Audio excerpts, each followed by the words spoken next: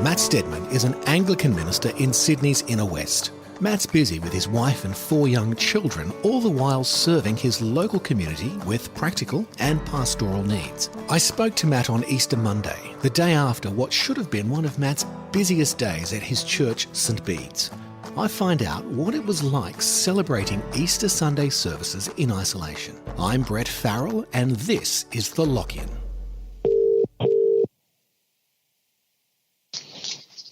And we're on the air with Brett Farrell. G'day, Matt. How are you, buddy? Oh, man. Good. How are you? Oh, fraying around the edges after the, almost 2 weeks cooped up inside. But yeah, not alone. Okay. Not alone. Yeah, mate, I understand that. It's there's mixed blessings, aren't there? So there's some really nice things about being stuck at home with the family, but there's some certain freedoms that are sorely missed at the same time. So I think you just have to take the bad with the good for times like this. Yeah, I think that's certainly one way to look at it, isn't it? How are you guys coping? What are you guys doing to manage? Well, we camped out last night in the backyard. So set up a tent and everything? Yeah. Had the tent up. So my kids hadn't been camping before, so they were keen to give it a go. And I thought, why not try the backyard? It's pretty safe. You can always go home or go back inside if someone's struggling. And that's exactly what happened to one of them. They ended up in the bed with Mum, but hang on, wait. Two of the other ones. So Mum didn't join the backyard camping? No, she didn't. No, she prefers 5-star hotels, mate, to camping. Hey, so. I'm like that as well. If I'm going to sleep under the stars, I just want there to be 5 of them. Well put.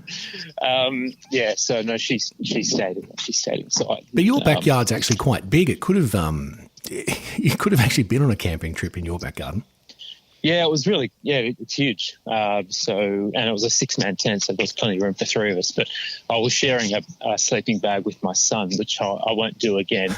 I mean, as much as I love my son, I do like my blanket as well. So, yes. It's an either-or option, right? at 2 a.m. on a cold night it is. So, but no, it was... Oh, so how are we doing? Yeah, fine. I think, it's how do we make the holidays feel different from school term? Well, that's an interesting question. Because certainly when you're not going away, is it just absence of schoolwork? Is it more games on the computer rather than sort of the online learning modules? Yeah. So it's, mate, as someone said, there's no playbook for this period of time. So yeah. You just do what you can, and you focus. As one guy said, twice as much on your character than you do on your competency or your output, and I think that's the way you need to move forward at a time like this.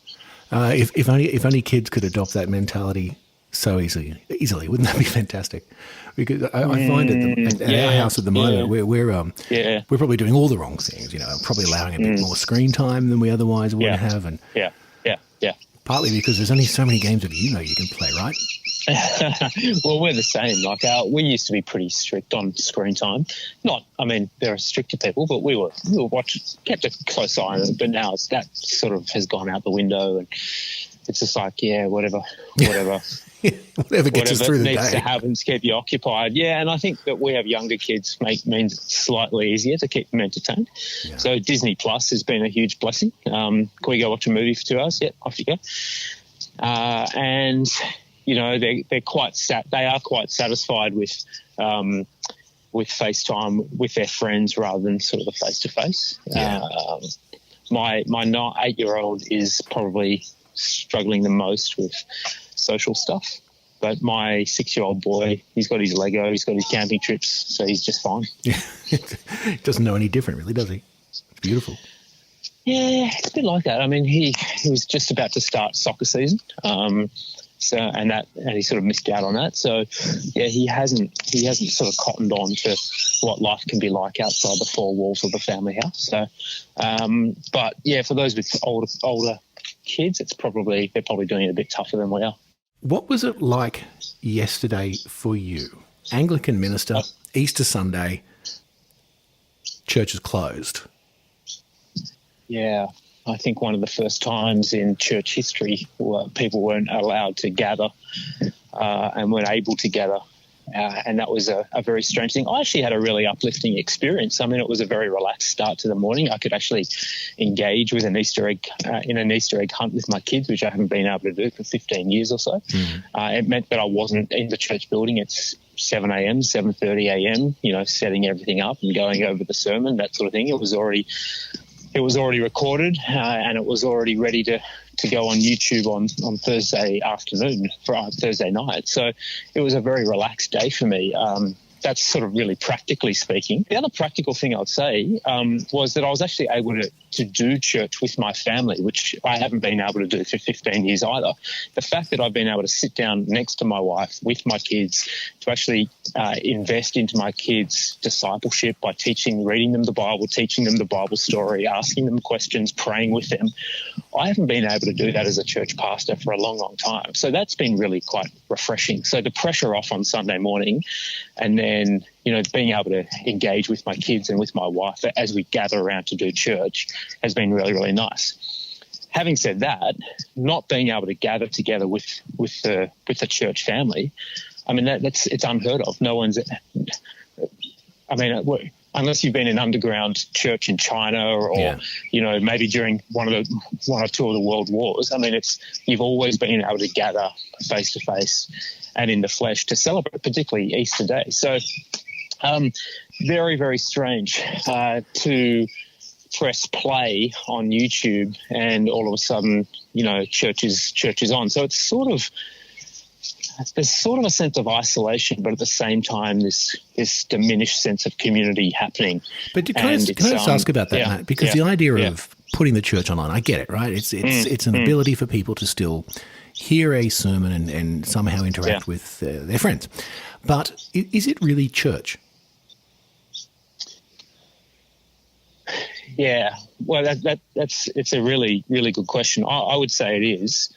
Because church, we've just finished a 13-week series on what the church is. The church is those who, like Peter says, Peter's confession, you are the Christ, the Son of the living God, you are the Messiah, the Son of the living God. And anyone who believes that and gathers to that truth with the intent of building the church, of worship, of hearing God's word throughout time and space, throughout history, that is sort of the definition of the church, right? So as people gather together, be it on Zoom or YouTube or whatever the platform is, believing and trusting that Christ is the Messiah, the Son of the living God, with a desire to edify, to connect, to pray, to worship, for me, that is the church. Big part of church, obviously, is sort of relationship. And we were taught at theological college that a relationship that can't be expressed doesn't exist. Now, that's been tested. Yeah. Have we been able to actually, that carries for a relationship. Are you really married if you're not living in the same house, if you're not speaking, if there's no actual human content? And I'd say, well, it's actually not, ceases to be a relationship at that point. We just have a long-distance relationship. Well, I mean, no, a long-distance relationship is a relationship if there is some sort of connection happening. But if there's no relationship, you're not part of the church, right? So we're having a diminished form. The worldwide church is experiencing a diminished form of relationship. It's true relationship because you're actually seeing them face to face. You're actually connecting with people. We're hearing reports from different families. We're praying. We're in the same not in the same space, but we're in the same, I was going to say same space, time and space. We're in the same time, but not the same space. So, yeah, I think it actually is a diminished form of church. Of course, it's not the ideal, but it's all we're allowed to do at the moment. Well, how does it impacting on your congregation in the west of Sydney? Well, what's that look like for them? That's really hard to answer that, right? Because when you see people, you can actually ask them, how are you getting on? So one of the things that I'm doing, along with my colleague, is praying for the congregation by name sort of every day. And then making phone calls just to see how they're getting on. So, the challenge is we don't see people, so we don't know how they're getting on. And that's one of the big things of church, right? Not only sitting under God's word and worship and prayer, but just that connection, which we've been talking about. How are you going? So we're making phone calls every day and just connecting with people. How are you getting on? And some of those phone calls are 5 minutes and some are 45 minutes, right? So you can only get through 4, 5, 6, up to 10 per day. And so it takes a long time to get through that list. So we're trying to empower the rest of the congregation to make those calls as well, just to touch base to see how people are going. So how's the church going? Well, the first thing is to say it's actually not that easy to know. Yeah. But then you hear sort of little glimpses of an insight into people's lives. This person's lost their job. That person's lost their job. This person's lost hours. This person has aging relatives or parents overseas, so they're very worried. This person's battling with homeschool. This person has very little difference to their life because they're retired and they're a bit of a recluse anyway. So it's a real mix of how people are actually coping in this. But I think the general comment would be one of great uncertainty and heightened anxiety. And that's not good for anyone's mental health. So that's one of my concerns. So there's then there's the spiritual side of things, and I've been praying that this will be a time where people really sort of grow in their relationship. You know, those hard times can often be the times of most growth. So that's been one of my prayers, actually. So no, I was just curious to wondering when we get through this, and we are getting through it. What will your church be like, do you think? Well, I was just chatting to my wife, Emily, about that just over a cup of tea before you called. And I said, I think things are going to look pretty different on the other side. And she said, what do you mean? And I said, I don't know. So a rare insight. Yeah. I've got the sense that change is afoot, but I'm not exactly sure what that change would look like. It could look like, let me just put a bit more flesh on those bones. It could look like a congregation that is more appreciative of time together and a greater sense of mutual dependability. It could look like a much smaller congregation because people have slipped through the cracks and they haven't felt connected. Here's the thing. All of a sudden, you can log into any church, or you could always do this, but now all churches in the world, in the Western world at least, are streaming their content. And you can log in. So I wonder whether some people will actually attach more tightly to their local church and others less so. So one lady said to me, I've actually felt more attached to St. Bede's, our church, since we haven't been able to meet than I have when I was able to meet. Wow, okay. What's different for her, though? Sure. Listen, she is if she's a believer at all, it's embryonic, right? She's just starting to come. Mm-hmm. I think she's probably a little bit of an introvert, so hasn't really engaged with that many people. But now she can sit in a somewhat passive way and just receive and see people on a screen and feel connected to something bigger than herself, which is what she wants. But I think there's probably more regularity in attendance, right? Because there's less effort to actually turn on flick on YouTube. So she's feeling more connected. So to answer that question, what's it going to look like? Listen, I've got my concerns about the budget. What's it going to look like? Are people going to be contributing? If that drops, and we've estimated about a 45% drop, which is I think quite conservative, but that's what we're sort of anticipating. Yeah. Then that's going to mean that's going to have a huge impact in our ministry and that sort of thing. So it could be. Maybe the diocese needs to think about allowing ministers to not be working full time, but maybe 3-4 days a week, doing some sort of tent maker model. Yes. I mean, all of these things are now, I reckon, on the table. But speaking of that, now let me flip that original question around a little bit. So you can be captive to circumstances, and budget drops. Therefore, you need to make some difficult choices.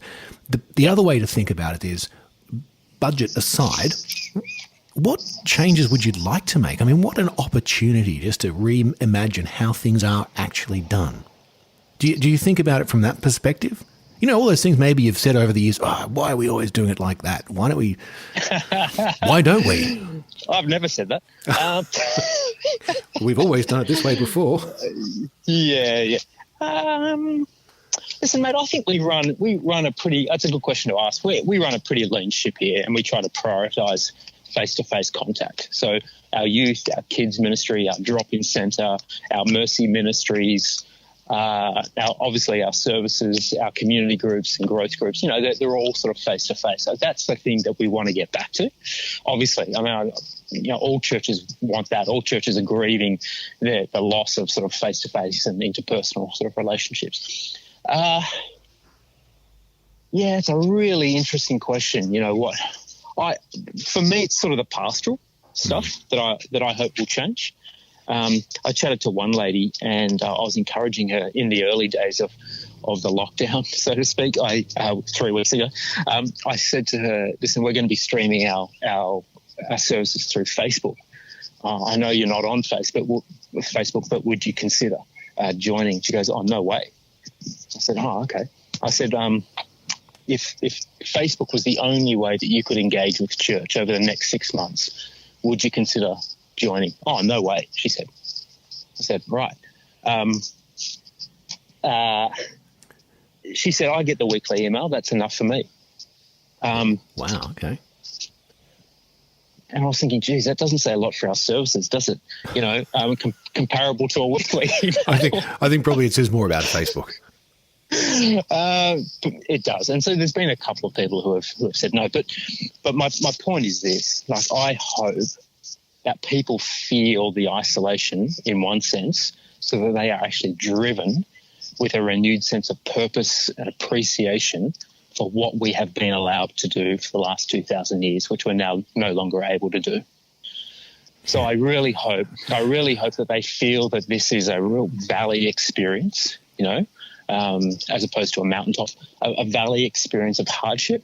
And their hearts, they are reminded what their hearts truly need and truly want, which is the fellowship of other believers, and the role that every person who's part of the church has to play in actually spurring one another on. Hebrews 10, I think it is, spurring one another on to love and good deeds. Do not give up meeting together as some are in the habit of doing, but spur one another on, And I hope that's what happens here. That the people who used to come to church, and this is not a judgment call at all, but people who used to come to church, once every 8 weeks, once every 12 weeks, whatever it is, start to feel like, wow, that old aphorism, you don't know what you have until you've lost it, right? And we've lost it now. So I hope people listen. It sounds a little bit idealistic, and people, as soon as life goes back to normal, whatever normal looks like, people will sort of go back into their old swing of things. Yeah. But this could be a defining moment in the life of God's church, where people are reminded how precious the body of Christ is. Well, let's hope so. That's one of my hopes. Well, let's hope so. But Matt, what about one other idea I want to put to you? You talked earlier about enjoying Easter Sundays, and as a reverend, it's kind of a counterintuitive hearing that you enjoyed being at home with your family rather than on the busiest church day of the year. But does that make you open your mind and think, you know what? Let's give everyone the weekend back. Let's do church Friday night or Thursday night. No. Now take your time. Think about it. Yeah. No. Let's give everyone the weekend back. No, because I've always seen. I just think church makes the weekend so much better. There's so many people like in modern day Sydney or wherever you're listening around the world, in modern day life, people say, when I invite them to church, church Sunday morning's the one time I have with my family. Yeah. The one time, because I'm a busy dad or a busy mom and blah, blah, blah. And I often retort by saying, if you want to be the best dad, the best mum, then don't neglect the spiritual side of life. It'll bring new dimensions to your ability to be a boss or a worker or a father or a spouse or whatever.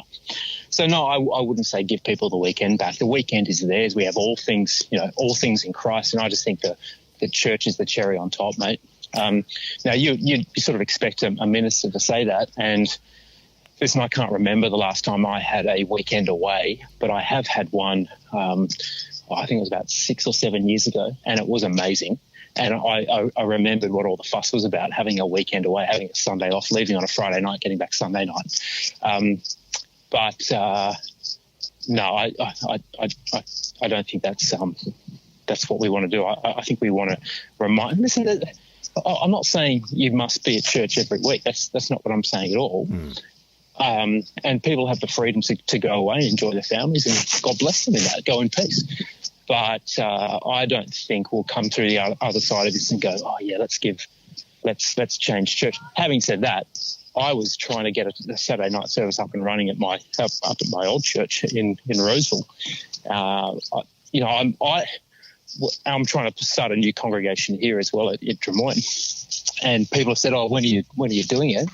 And I said, we'll do it whenever's best for the community. If that's 2 a.m. on a Thursday night, let's do it then. If it's a Saturday night, it's a Sunday night, it's a Monday night, I'll do it whenever.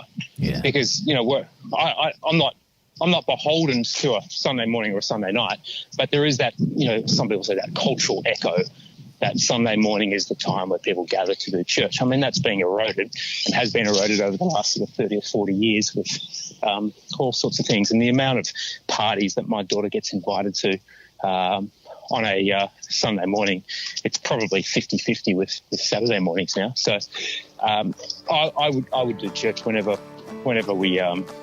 whenever's going to reach the most number of people, to sound a little utilitarian. Well, let's just see what it looks like for that most number of people when we pop out the other side of this. But Matt Stedman, thank you so much for joining us all on The Lock-In. Thanks, Brett. I'm Brett Farrell, and this is The Lock-In.